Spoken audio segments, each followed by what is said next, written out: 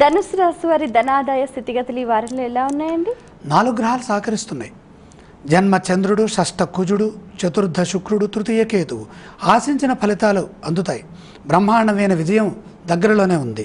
శ్రమకు తగ్గ ప్రతిఫలం ఉన్నది. అంటే మంచినే ఊహించండి. విఘ్నాలను సమర్థవంతంగా ఎదుర్కొంటారు. మనోబలం తోడవుతుంది. భూలాభాలున్నాయి, గృహప్రాప్తి ఉంది, వాహన యోగాలున్నాయి. ఇవన్నీ ఏలినాడ్చంలోనే సిద్ధిస్తాయి. కాబట్టి ఎంత సాహసం చేస్తే అంత యోగాలు.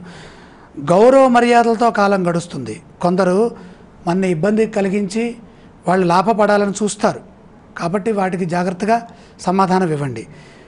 ఎట్టి పరిస్థితుల్లోనూ మనస్సులోకి చెడుని తీసుకోరాదు, ఊహించరాదు. మనోధైర్యంతో మీ పనులు మీరు చేసుకుంటూ ముందుకు సాగండి.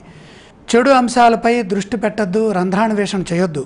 వారు అలా అన్నారు, వీరు ఎలా అన్నారు, ఇది చేస్తే అదవుతుందేమో, ఇలాంటి భయాలని ఏలినాడు శని దోషం ఉన్నప్పుడు ఊహించుకొని మీకు మీరుగానే బాధపడే పరిస్థితులు ఉంటాయి.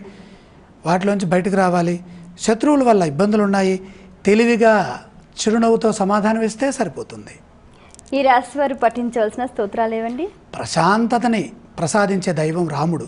రాముడిని స్మరించండి. ఆలయ సందర్శన క్రమంలో ఏ దేవీ దేవతలను దర్శిస్తే మంచిదంటారు? సూర్యవంశ ప్రభువైనటువంటి రాముడిని దర్శించడం చాలా అవసరం. ఈ రాశి వారు చేయవలసిన దానాలు ఏవండి? ఇక్కడ సూర్యదోషమే ఉన్నది కాబట్టి గోధుమలు అవసరాన్ని బట్టి దానం చేయండి.